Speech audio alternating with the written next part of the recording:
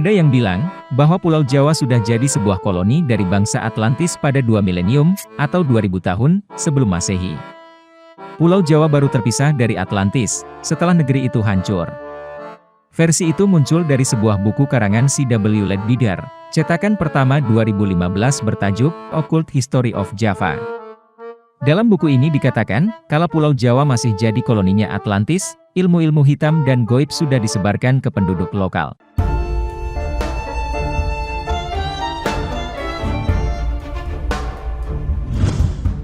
Para penduduk Jawa, sudah diajarkan paganisme atau penyembah berhala oleh seorang raja yang memuja dewa, dengan cara mempersembahkan tumbal.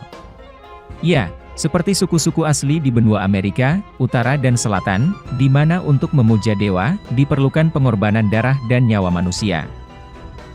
Masyarakat kuno di Pulau Jawa percaya, bahwa dengan mempersembahkan tumbal setiap hari, dapat melindungi desanya dari kehancuran. Hal ini juga didasari dengan keyakinan bahwa dewa-dewa yang memegang kendali atas Pulau Jawa itu, haus akan darah.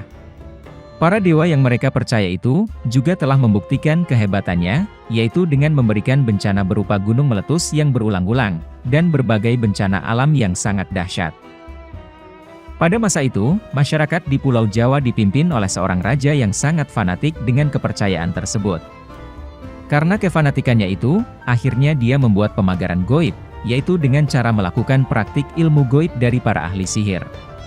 Ini dia lakukan, agar kelak semua sesembahan darah kepada para dewa tetap dilanjutkan sepanjang abad yang akan datang. Dia juga memantrai di atas Pulau Jawa, agar aliran hitam yang dianutnya tidak hilang selama-lamanya melalui awan hitam. Awan ini bisa kita lihat baik secara astral maupun esteris dalam bentuk awan gelap besar, yang ada di atas Pulau Jawa. Namun anehnya, awan hitam ini, kelihatan seolah-olah seperti tertambat pada titik-titik tertentu, sehingga tidak lantas terbawa oleh angin dan tetap tinggal pada tempatnya.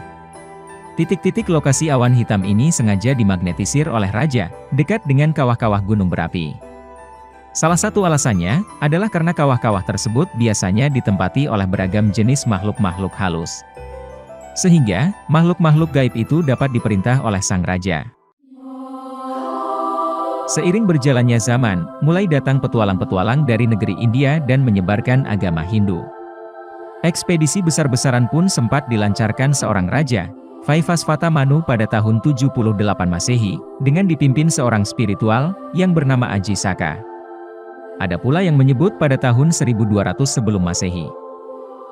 Kedatangan Aji Saka ini, bak perlambang kedatangan kebajikan, atau Dharma Hindu-Buddha ke Pulau Jawa.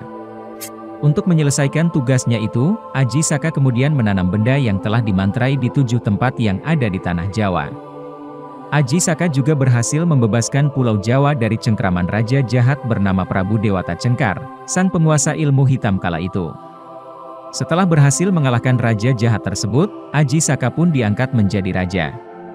Aji Saka adalah raja pertama yang berhasil menerapkan tarikh tahun Saka, atau sistem kalender Hindu di Jawa. Kendati begitu, mistisme, ilmu-ilmu klinik, dan hal-hal goib, tak serta-merta sirna. Justru mulai banyak berkembang ilmu-ilmu goib, yang sifatnya kebatinan dan kejawen. Memasuki abad 13, diawali dengan adanya persidangan di Istana Kesultanan Turki Utsmania di Istanbul, yang dipimpin langsung oleh Sultan Muhammad I. Persidangan kali ini, membahas mimpi sang sultan. Menurut Sultan Muhammad, beliau bermimpi mendapat perintah untuk menyebarkan dakwah Islamiyah ke tanah Jawa. Adapun mubaliknya, haruslah berjumlah 9 orang. Jika ada yang pulang atau wafat, maka akan digantikan oleh ulama lain, asal tetap berjumlah 9. Maka, dikumpulkanlah beberapa ulama terkemuka dari seluruh dunia Islam waktu itu. Para ulama yang dikumpulkan tersebut, mempunyai spesifikasi keahlian masing-masing. Ada yang ahli tata negara, ahli perubatan, ahli tumbal, dan lain-lain. Titah dari Baginda Sultan Muhammad kepada mereka, adalah perintah untuk mendatangi tanah Jawa dengan tugas khusus, yaitu penyebaran agama Islam. Salah satu ulama yang diutus, adalah Syekh Subakir. Keahlian Syekh Subakir, adalah dalam bidang membuat dan memasang tumbal. Ketika sampai di Pulau Jawa, terjadilah dialog Syekh Subakir dengan Sabdo Palon di atas Gunung Tidar. Sabdo Palon menceritakan, kalau di tanah Jawa sudah ada kepercayaan yang bernama Kapitayan, dan selanjutnya ada agama Hindu-Buddha. Sabdo Palon kemudian memberikan syarat agar bisa membenahi masyarakat tanah Jawa yang sudah bubrah. Pertama, jangan ada pemaksaan agama, dharma, atau kepercayaan. Kedua, jika hendak membuat bangunan tempat pemujaan atau ibadah, buatlah yang bangunan luarnya nampak gaya Hindu Jawa, walau isi dalamannya Islam. Ketiga, jika mendirikan kerajaan Islam, maka ratu yang pertama harus dari anak campuran. Maksud campuran, adalah jika bapaknya Hindu, maka ibunya Islam. Jika bapaknya Islam, maka ibunya harus Hindu. Keempat, jangan jadikan wong Jawa berubah menjadi orang Arab atau Parsi. Biarkan mereka tetap menjadi orang Jawa, dengan kebudayaan Jawa, walau agamanya Islam. Syarat yang keempat ini, Syekh Subakir takut jika suatu ketika, karena perkembangan zaman dan ada perubahan, maka tentu itu bukan dalam kuasanya lagi. Dalam serat jangka Syekh Subakir, dijelaskan pengakuan Sabdo Palon sudah 9.000 tahun berada di Pulau Jawa. Syekh Subakir pun kaget, manusia di zamannya, tidak bisa berumur ribuan tahun. Gambaran tentang kondisi Pulau Jawa juga digambarkan dalam serat tersebut penuh dihuni oleh demit, jin, genderuwo bekasaan, dan sejenisnya. Bahkan beberapa utusan dari negeri Rum sebelum Syekh Subakir, dikabarkan dimakan demit. Syekh Subakir lalu mengambil orang-orang keling, untuk dibawa mengisi Pulau Jawa, sebanyak 2 laksa, atau 20.000 keluarga. Dalam naskah itu pula, dikatakan kalau Sabdo Palon adalah manusia. Namun, selama Semar bertapa ribuan tahun itu pula Pulau Jawa sudah berubah isinya, bukan manusia seperti Sabdo Palon, tetapi sudah dikuasai oleh para demit. Dalam serat jangka Tanah Jawi, gambarannya tidak beda jauh dengan serat jangka Syekh Subakir.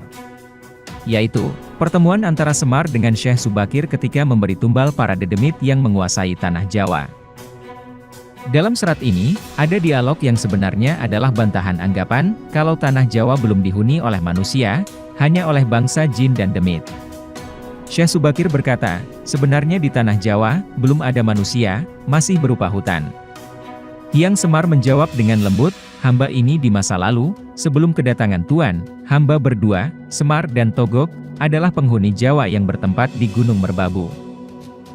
Namun dalam serat ini, Semar sendiri menjelaskan bahwa dia bukan manusia, tetapi keturunan dewa, Sang Hyang Tunggal, atau Manikmaya. Agak sedikit berbeda memang dengan serat jangka Syekh Subakir. Namun pada intinya, bahwa Semar dan Togog di masa lalu adalah penghuni Pulau Jawa.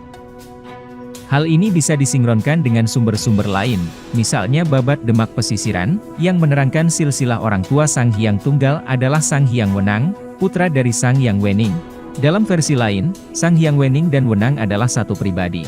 Putra dari Sang Hyang Nurasa, putra dari Sang Hyang Nurcahya atau Said Anwar, putra dari Nabi Syits. Jika serat jangka Tanah Jawi digabungkan Babat Demak Pesisiran, maka Semar adalah keturunan dari Nabi Syits, karena anak dari Sang Hyang Tunggal. Namun, dalam Babat Demak Pesisiran, nama Semar tidak muncul sebagai anak Sang Hyang Tunggal. Disinilah letak gelapnya lagi. Semar di satu sisi mengaku anak Sang Hyang Tunggal, namun dalam Babat Demak Pesisiran, tidak masuk. Demikian pula dalam Babat Tanah Jawi, Semar dan Togog itu menjadi penderek Raden Palasara, yang merupakan keturunan dari Said Anwar. Dalam Babat Tanah Jawa, Palasara merupakan cikal bakal leluhur Jawa. Di mana kemudian, Kurawa dan Pandawa, adalah bagian dari keturunannya. Ini menjadi terbalik, bahwa kisah Mahabharata itu mulanya dari Jawa, bukan dari India. Kisah penutupnya, Syekh Subakir yang membawa batu hitam dari Jazirah Arab yang sudah dirajah, bernama Raja Aji Kalacakra itu, ditanam di puncak Gunung Tidar. Sontak, kekuatan gaib yang selama ini mengusik Pulau Jawa, bisa ditangkap. Karena diyakini, kala itu Gunung Tidar merupakan titik utama atau pakunya Pulau Jawa. Walau begitu, tetap saja ilmu-ilmu halus macam kebatinan yang berkembang, jadi ketabiban, kewaskitaan, kanuragan, hingga pengasihan, masih ada. Peredaman pengaruh negatif ilmu-ilmu halus itu, konon diteruskan para wali songo. Itulah versi, dari bukunya Led Bidar.